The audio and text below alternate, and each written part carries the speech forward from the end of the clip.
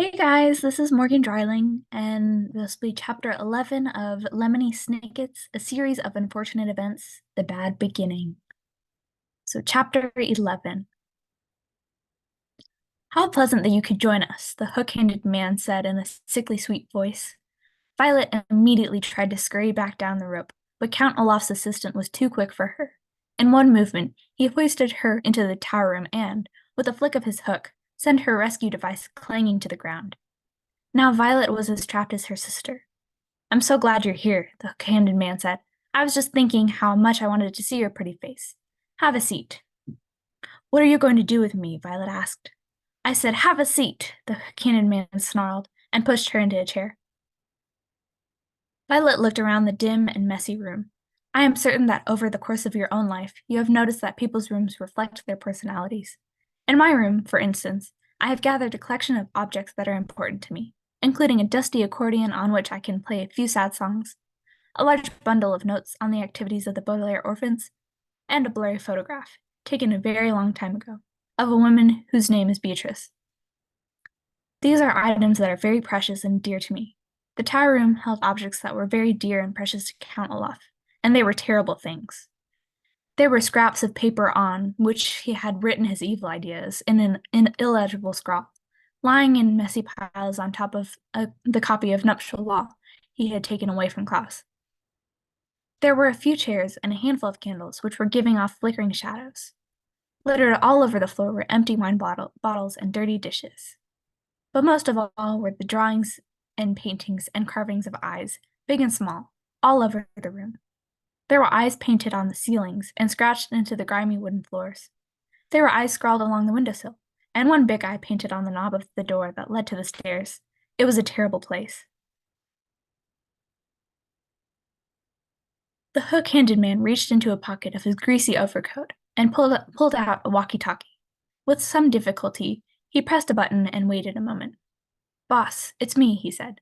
Your blushing bride just climbed up here to try and rescue the biting brat. He paused as Count Olaf said something. I don't know. It was some sort of rope. It was a grappling hook, Violet said, and tore off a sleeve of her nightgown to make a bandage for her shoulder. I made it myself. She says it was a grappling hook, the hook-handed man said to the walkie-talkie. I don't know, boss. Yes, boss. Yes, boss, of course I understand she's yours. Yes, boss. He pressed a button to disconnect the line, and then turned to face Violet. Count Olaf is very displeased with his bride. I'm not his bride, Violet said bitterly. Very soon you will be, the hook-handed man said, wagging his hook the way most people would wag a finger. In the meantime, however, I have to go and fetch your brother. The three of you will be locked in this room until night falls. That way, Count Olaf can be sure you will all stay out of mischief. With that, the hook-handed man stomped out of the room. Violet heard the door lock behind him, and then listened to his footsteps fading away down the stairs. She immediately went over to Sunny and put a hand on her little head. Afraid to untie or untape her sister for fear of incurring, a word which here means bringing about, Count Olaf's wrath, Violet stroked Sunny's hair and murmured that everything was all right. But of course, everything was not all right. Everything was all wrong. As the first light of morning trickled into the tower room, Violet reflected on all the awful things she and her siblings had experienced recently. Their parents had died, suddenly and horribly. Mrs. Poe had bought them ugly clothing. They had moved into Count Olaf's house and were treated terribly. Mr. Poe had refused to help them. They had discovered a fiendish plot involving marrying Violet and stealing the Baudelaire fortune. Klaus had tried to confront Olaf with the Strauss's library and failed. Poor Sunny captured, and now Violet had tried to rescue Sunny and found herself captured as well. All in all, the Baudelaire orphans had encountered catastrophe after catastrophe, and Violet found their situation lamentably deplorable, a phrase which here means it was not at all enjoyable. The sound of footsteps coming up the stairs brought Violet out of her thoughts, and soon the hook-handed man opened the door and thrust a very tired, confused, and scared Klaus into the room.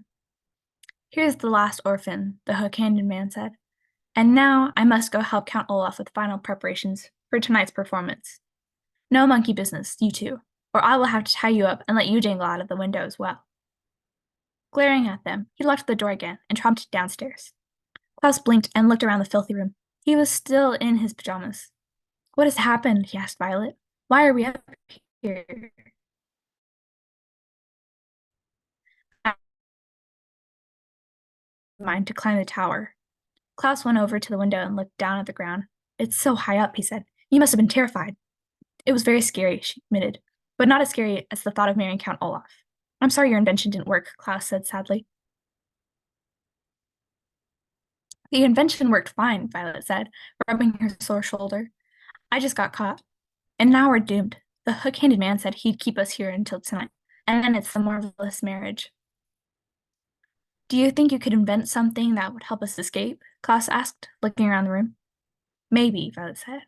"And why don't you go through those books and papers? Perhaps there's some information that could be of use." For the next few hours, Violet and Klaus searched the room and their own minds for anything that might help them. Violet looked for objects with which she could invent something. Klaus read through Count Olaf's papers and books. From time to time, they would go over to Sunny and smile at her, and pat her head, to reassure her. Occasionally, Violet and Klaus would speak to each other, but mostly they were silent, lost in their own thoughts. "If we had any kerosene," Violet said around noon, "I could make Molotov cocktails with these bottles." "What are Molotov cocktails?" Klaus asked. "They're small bombs made inside bottles," Violet explained. "We could throw them out the window and attract the attention of passers-by." "But we don't have any kerosene," Klaus said mournfully. They were silent for several hours. "If we were polygamists," Klaus said, "Count Olaf's marriage plan wouldn't work." "What are polygamists?" Violet asked.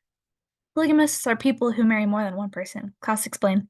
"In this community, polygamists are breaking the law, even if they have married in the presence of a judge, with the statement of 'I do' and the signed document in their own hand. I read it here in nuptial law." "But we're not polygamists," Violet said mournfully. They were silent for several more hours. "We could break these bottles in half," Violet said, "and use them as knives, but I'm afraid that Count Olaf's troop will overpower us." "You could say 'I don't' instead of 'I do,'" Klaus said, "but I'm afraid Count Olaf would order Sunny dropped off the tower." "I certainly would," Count Olaf said, and the children jumped. They had been so involved in their conversation that they hadn't heard him come up the stairs and open the door. He was wearing a fancy suit, and his eyebrow had been waxed, so it looked as shiny as his eyes.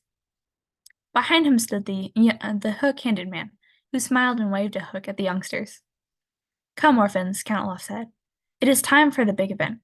My associate here will stay behind in this room, and we will keep in constant contact through our walkie-talkies. If anything goes wrong during tonight's performance, your sister will be dropped to her death. Come along now." Violet and Klaus looked at each other, and then at Sunny, still dangling in her cage, and followed Count Olaf out the door. Klaus walked down the tower stairs.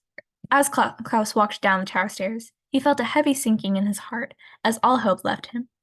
There truly seemed to be no way out of their predicament. Violet was feeling the same way, until she reached out with her right hand to grasp the banister for balance. She looked at her right hand for a second, and began to think. All the way down the stairs, and out the door, and the short walk down the block to the theater, Violet thought and thought and thought, harder than she had in her entire life.